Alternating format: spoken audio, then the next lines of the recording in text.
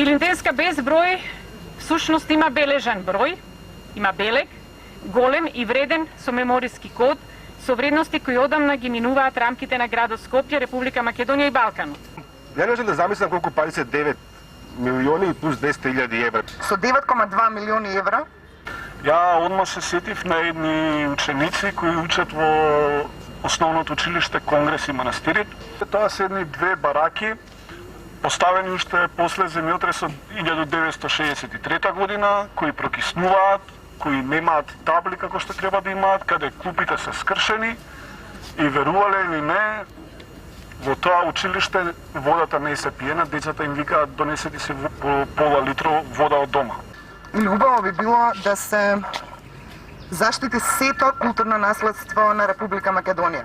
Кога велам културно наследство, мислам на сите оние прекрасни цркви, џамии, манастири, кои што се оставени да пропаѓаат, оставени на милост и немилост на хулигани, па така, нели, често се опожаруваат, намерно или случајно, биваат оплячкани и така натаму. Посегањето по него, по објектот, и китењето со разноразни минати изветвени стилови, кои не припаѓаат на нашето време и подневје, е недозволив вандализам, насилство и уништување на објект со национален белег, докажани вредности и неодмилива иконографија на градот Скопје. Не знам, не ме познавам, ако го гледам, никој од нас мислам дека нема идеја колку се тоа всушност пари.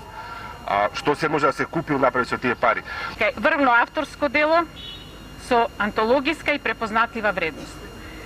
Може да не му се допаѓа некому, меѓутоа потребата објектот да се заштити со закон во неговата изворна оригиналност како дело од национална вредност е нешто што е секако неопходно, независно од вкусовите и денешниот момент. Најголем споменик кој би му го дигнал некој на Скопје би бил да биде град кој се сеќава како е да страдаш. Во Скопје, само во Скопје, не во цела Македонија, се идентификувани 10.000 бездомни лица. 10.000. За инвестиции немам појма, ali да ги арчам. Јас би ги користел како меѓународен фонд за хуманитарна помош за жртви на сите можни облици на страдања, значи предизвикани од природни непогоди.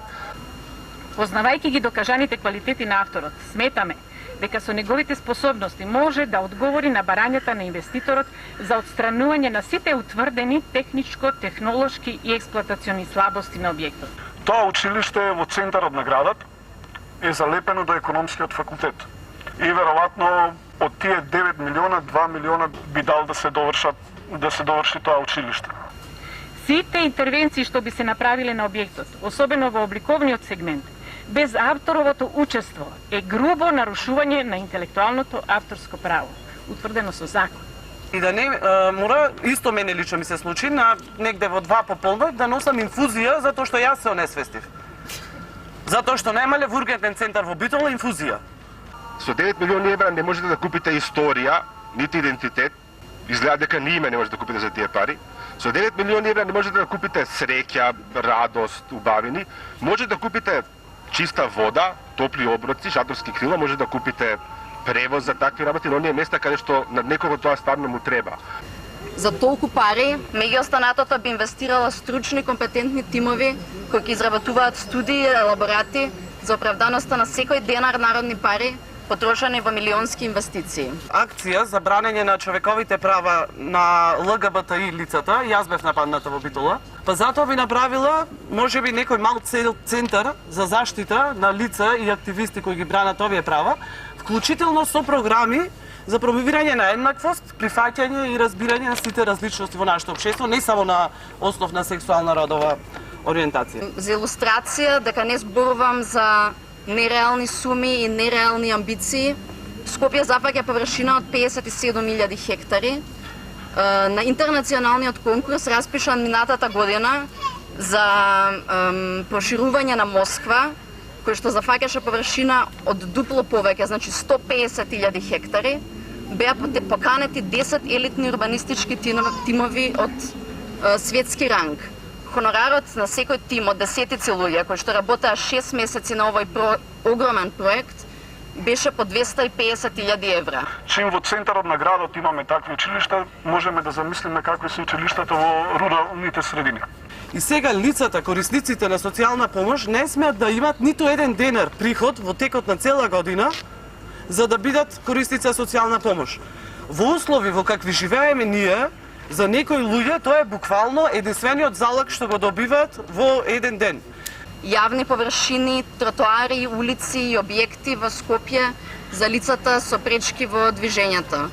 Лицата во инвалидска количка, лицата со потешкоти во движењето, постарите лица и мајките со колички. Една инвестиција што може би била интересна на влада која инвестира во песни за многодетни семејства.